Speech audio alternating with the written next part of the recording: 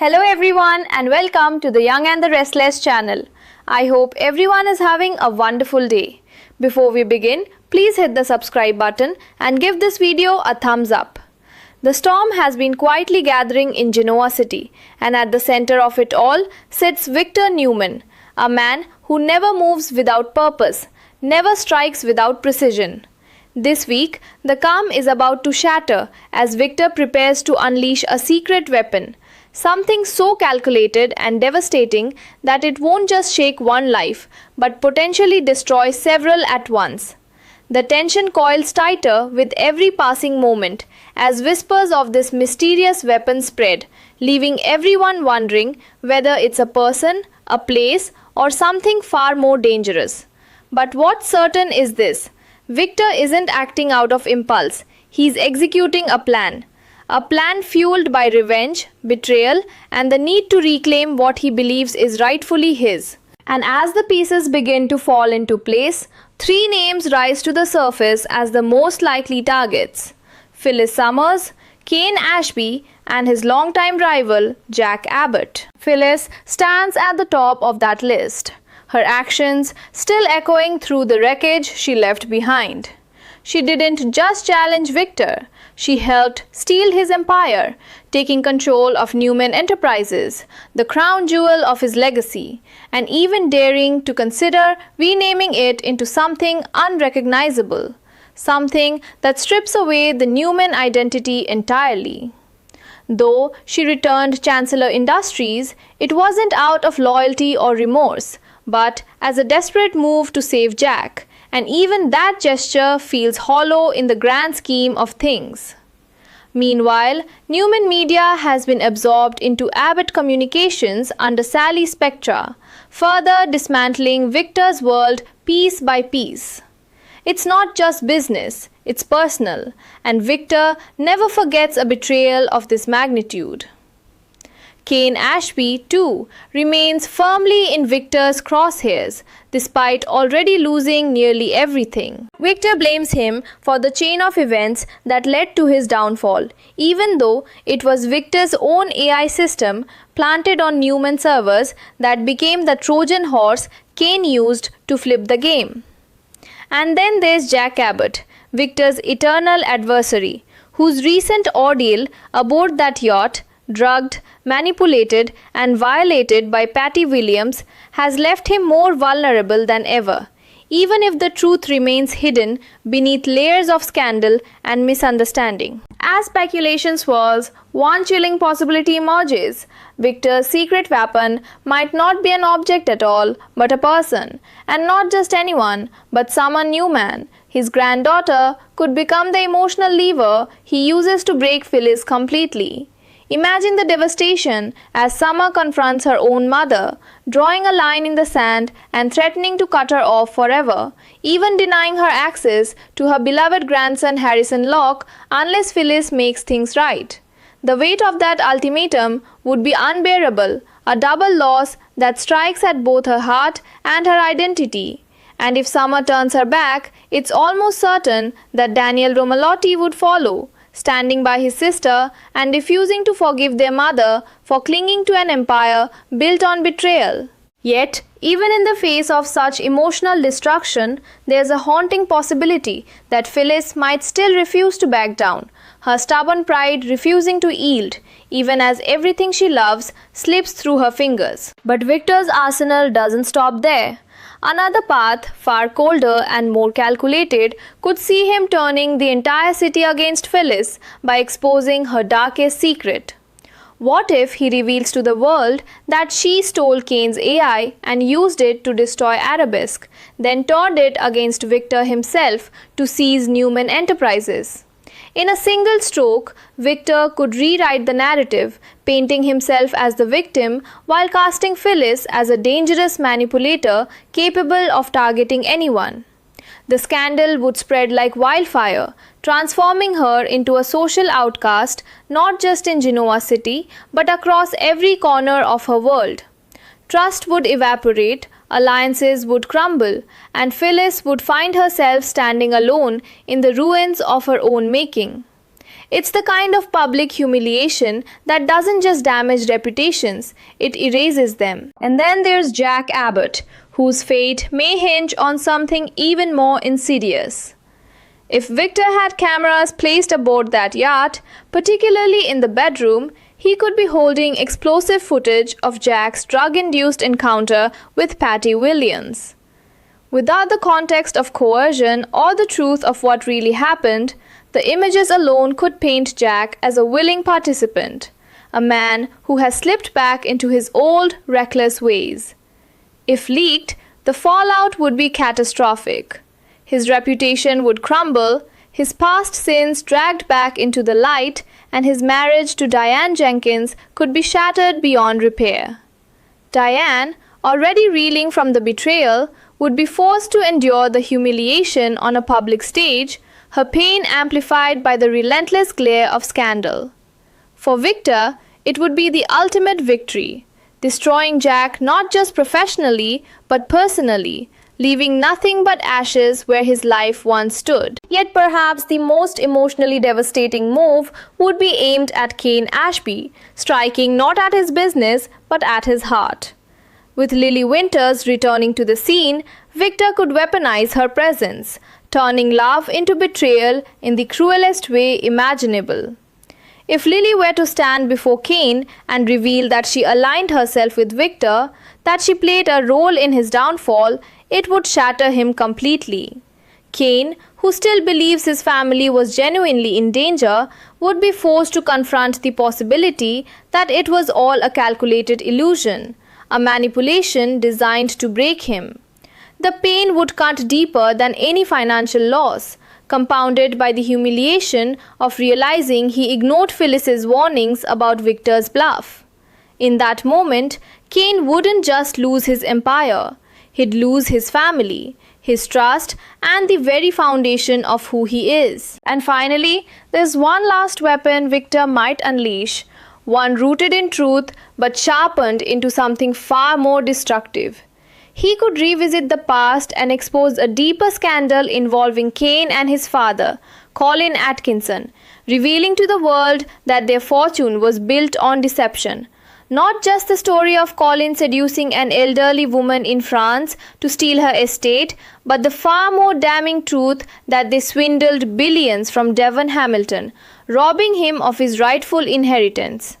Though parts of this story have surfaced before, a full, brutal revelation would ignite a firestorm. Kane would be humiliated, his father's legacy reduced to ashes, his name forever tied to betrayal and greed. And despite Kane's belief that Colin changed in the end, the truth would strip away that comfort, leaving only anger, shame, and a burning desire for revenge. As the week builds toward its explosive climax, one thing becomes clear. Victor Newman is about to make a move that will change everything. Whether his secret weapon is a person, a scandal, or something far more unexpected, its impact will ripple through every corner of Genoa City. Lives will be shattered, alliances will be tested, and the balance of power will shift in ways no one can predict. By the time the dust settles, nothing will be the same. And the question won't just be who Victor targeted, but who, if anyone, will be left standing in the aftermath of his most ruthless play yet. And just when it seems like the full scope of Victor Newman's plan has been laid bare, the story twists even further, pulling every character deeper into a web of consequences they may not be able to escape. Because what makes Victor truly dangerous isn't just the weapon itself. It's the timing, the precision, and the emotional pressure he applies when his targets are already at their weakest. As the walls begin to close in, Genoa City transforms into a silent battlefield, where every conversation feels loaded, every glance carries suspicion, and every secret threatens to surface at the worst possible moment. No one knows exactly when Victor will strike, but the anticipation alone is enough to unravel nerves and fracture alliances that once seemed unbreakable. Phyllis, despite the growing storm around her, stands defiant, Yet beneath that defiance lies a flicker of fear she can't quite suppress. If Summer does return as Victor's chosen weapon, the confrontation between mother and daughter won't just be painful. It will be devastating in a way that cuts far deeper than any corporate loss. The thought of losing Harrison, of being shut out from her own family, would haunt Phyllis in ways no public scandal ever could. And yet, there's a stubborn fire within her, a refusal to surrender even when the cost becomes unbearable. That inner conflict begins to consume her, creating a tension that feels ready to snap at any second, especially as the possibility of Victor exposing her role in the AI scheme looms ever closer. The more she tries to hold on to control, the more it slips through her fingers, leaving her teetering on the edge of isolation. Meanwhile, Jack Abbott finds himself trapped in a different kind of nightmare. One built not on power struggles, but on perception and shame. The truth of what happened on that yacht remains buried beneath layers of manipulation, but the danger lies in how easily that truth can be distorted. If Victor does possess footage, if those moments, stripped of context, are unleashed into the public eye, Jack's entire identity could be rewritten overnight. The man who fought so hard to change, to leave behind his reckless past, could be reduced to nothing more than a headline, a scandal, a cautionary tale. And for Diane, the emotional fallout would be unbearable, forcing her to relive betrayal in the harshest, most public way possible. Their relationship, already fragile, would be pushed past its breaking point, leaving both of them questioning whether there's anything left to salvage. At the same time, Kane Ashby's world continues to crumble in slow, agonizing pieces, each revelation hitting harder than the last. If Lily becomes part of Victor's strategy, the emotional devastation would eclipse everything else, turning love into a weapon sharper than any business deal or public scandal. Kane's belief in his family, in the idea that they were victims rather than pawns, would shatter completely, leaving him drowning in betrayal and self-doubt. And just as he begins to process that pain, the potential exposure of his past with Colin threatens to bury him even deeper. The truth about Devon's stolen inheritance, dragged fully into the light, wouldn't just destroy Kane's reputation. It would force him to confront the darkest parts of his own history, the choices he can never undo. In that moment, revenge may become the only thing holding him together, a desperate attempt to reclaim some sense of power in a life that's been stripped bare. As all these threads tighten, Victor remains at the center, calm and calculating, watching as his enemies unravel exactly as he intended. There's a chilling confidence in the way he operates, a certainty that no matter how they fight back, he's already steps ahead. But even for Victor, there's a risk in playing a game this dangerous. Because when people lose everything, when they're pushed past their limits, they become unpredictable. Phyllis, Jack, and Kane are not the kind of enemies who simply disappear into defeat. They fight, they adapt, and sometimes they strike back in ways no one sees coming. And that's where the true danger lies. Not just in Victor's weapon, but in the chain reaction it sets off. By the time the week reaches its breaking point, the fallout promises to be explosive, sending shock waves through every relationship, every alliance, and every carefully constructed lie. Friendships will fracture, families will be torn apart, and the lines between right and wrong will blur beyond recognition. And as the dust begins to settle, one haunting question will linger in the air. Did Victor Newman finally go too far? Or was this always the inevitable outcome of a war that's been brewing for far too long? Because in Genoa City, power always comes at a cost, and this time the price may be more than anyone is willing to pay. And as the final pieces begin to fall into place, the tension reaches a level that feels almost suffocating, as if Genoa City itself is holding its breath, waiting for the moment everything finally explodes. Victor Newman no longer needs to make loud moves. His silence becomes more terrifying than any threat because it signals that the decision has already been made. Somewhere behind closed doors, the weapon is ready, the target chosen, and the timing perfected.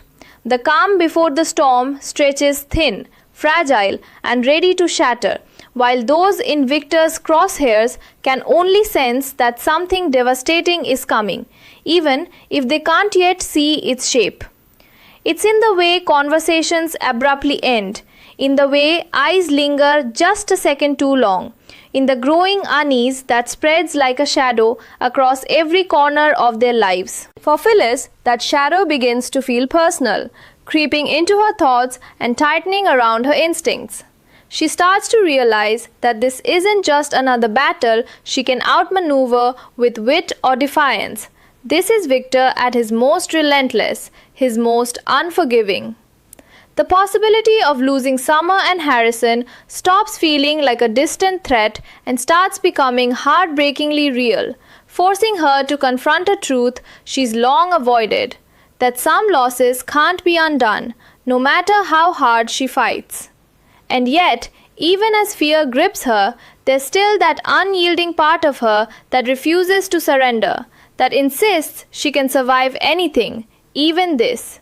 But survival may not be enough this time, not if it means standing alone in a world where every bridge has been burned. Jack, on the other hand, begins to feel the pressure in quieter, more insidious ways. As whispers start to circulate and the weight of suspicion settles on his shoulders.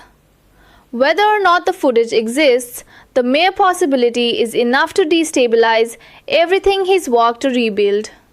He can see it in Diane's eyes. The doubt, the pain, the question of whether she truly knows the man she chose to trust again. And that uncertainty becomes its own kind of poison, eating away at whatever fragile peace they manage to find. Jack is left fighting not just for his reputation, but for his identity, for the truth of who he is now versus the man the world might believe him to be. And in that battle, the line between reality and perception becomes dangerously thin. Kane's unraveling, however, is anything but quiet. It's raw, emotional, and impossible to contain. If Lily steps into Victor's plan, the impact hits like a shockwave, tearing through everything Kane thought he understood about love, loyalty, and family. The betrayal cuts deeper than any business loss ever could, leaving him reeling, desperate to make sense of a reality that no longer feels real. And just when it seems like the pain can't deepen any further, the truth about his past threatens to surface in full force, dragging every buried secret into the light. It's a collapse that feels complete, leaving Kane standing in the ruins of his own life, forced to face not just what he's lost, but what he's become. And in that moment of devastation, something darker begins to take shape. A need for revenge that could rival even Victor's. And through it all, Victor watches. Patient, unmoved, certain. To him, this isn't chaos, it's control. Carefully orchestrated and executed with the precision of someone who has spent a lifetime mastering the art of power. Every reaction, every consequence, every emotional fracture is part of the design, reinforcing his belief that no one crosses him without paying the price. But even as he stands at the height of that control, there's an undercurrent of something else. Because in pushing so hard, in breaking people so completely, Victor may be setting into motion forces even he cannot fully contain. Because what comes next won't just be fallout, it will be retaliation. Phyllis, backed into a corner with nothing left to lose, may become more dangerous than ever before. Willing to take risks she never would have considered when she still had something to protect. Jack, stripped of dignity and stability, could find himself driven to expose truths that Victor would rather keep buried, igniting a war that stretches far beyond personal vendettas. And Cain, broken but not defeated, may rise from the ashes with a singular focus to bring Victor down, no matter the cost. Three enemies, each with their own pain, their own anger, their own reason to fight back, all converging in a storm that promises to be just as destructive as the one Victor unleashed. And as the dust finally begins to settle, as the shock waves ripple outward and the true cost of Victor's actions becomes clear, one truth stands above all the rest. This was never just about revenge. It was about power, legacy, and control. But in a world where every action sparks a reaction, where every move creates consequences that can't be undone, even the most powerful man can find himself facing a reckoning he never anticipated. The game may have been Victor Newman's to start, but by the end of it, there's no telling who will truly win and who will be left with nothing but the wreckage of everything they once fought to protect.